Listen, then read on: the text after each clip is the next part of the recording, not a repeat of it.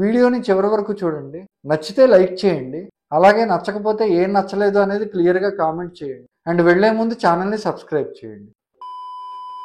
Hi all, welcome to perspective matters.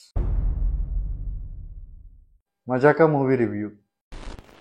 First అసలు ఈ cinema ఎవరికి నచ్చుతుంది అనేది చెప్తాను.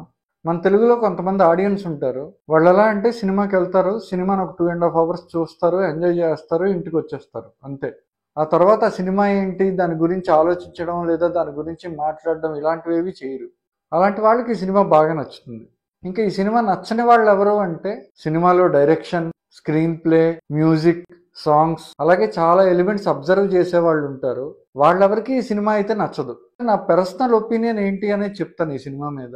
త్రినాథరావు నక్కిన ఆయన ఒకే స్టోరీని 2014 నుంచి ఇప్పటి వరకు తిప్పి తిప్పి తీస్తున్నారు. అండ్ జనాలు చూస్తున్నారు, ఆ సినిమాలు హిట్ కూడా అవుతున్నాయి. మేబీ అందుకేనేమో నాకైతే పర్సనల్గా నచ్చట్లేదు. మరి ఆయన సినిమాలు ఏవి నచ్చలేదు అన్నప్పుడు నువ్వెందుకురా సినిమాకి వెళ్ళావని మీరు అడగచ్చు. నేను వెళ్ళడానికి ఒకే ఒక రీజన్ ఏంటి అంటే సందీప్ కిషన్ గారు. ఇంకా కథ విషయానికి వస్తే ఇది రెగ్యులర్ స్టోరీయే. తండ్రి కొడుకు ఉంటారు, తల్లి కొడుకు చిన్నప్పుడే చనిపోతారు, ఇద్దరు వేరు వేరు అమ్మాయిని లవ్ చేస్తారు, ఇంతే స్టోరీ. వాళ్ళిద్దరూ కలిసి వాళ్ళిద్దరిని పెళ్లి చేసుకుని ఇంటికి ఎలా తెచ్చారు అనేది స్టోరీ.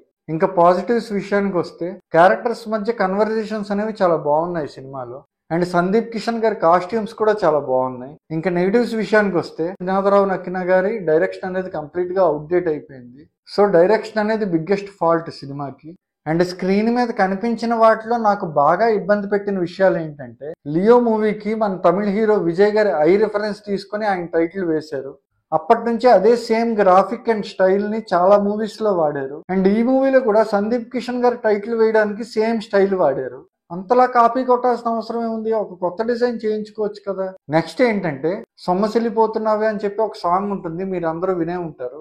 అదొక ప్రైవేట్ సాంగ్ అండ్ దానికి 23 crore వ్యూస్ ఉన్నాయి. అంటే ఒక ప్రైవేట్ సాంగ్ అలా హిట్ అయింది అంటే ఖచ్చితంగా సింగర్ వాయిస్ అనేది చాలా మేజర్ పార్ట్. ఈ సినిమాలో ఆ సాంగ్ ని ఒక బిట్ సాంగ్ లో పెట్టారు. కాకపోతే ఒరిజినల్ గా ఆ సాంగ్ పాడిన సింగర్ ని తీసేసి వేరే రెప్యుటేషన్ ఉన్న ఒక సింగర్ చేత పాడించారు. సో ఒక విధంగా అయితే ఆ పాటను చెడగొట్టినట్టు అనిపించింది నాకైతే.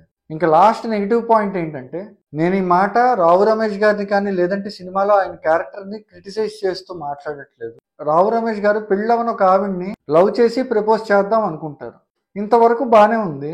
దానికోసం ఆయన ఒక కుర్రాడ్లా తయారు చేశారు. కాకపోతే ఆయన లుక్ ఏదైతే ఉందో అది ఒక అంకుల్ ని కుర్రాడ్లా తయారు చేసినట్లేదు. ఇంకా ఫ్రాంక్లీ చెప్పాలి అంటే ఒక పిక్ పాకెటర్ లుక్ తీసుకొచ్చారు ఆయనకి. ఒకవేళ ఎవరైనా ఆ పిక్ పాకెటర్ అనే పదానికి ఫీల్ అయితే సారీ. అండ్ ఫైనల్ గా చెప్పాలనుకున్నది ఏంటంటే, నేను ఫస్ట్ లో చెప్పిన కొద్దిమంది ఆడియన్స్ కి ఈ సినిమా నచ్చితే ఇది ఒక యావరేజ్ సినిమా అవుతుంది, లేదంటే బిలో యావరేజ్ నుంచి ఫ్లాప్, అంతే. ఇంకా లేదు మీకు ఈ సినిమా చూడాలనుంది అంటే ఓటీటీలో ట్రై చేసుకోవచ్చు. మరొక మంచి సినిమా రివ్యూతో మళ్ళీ కలుద్దాం. బాయ్.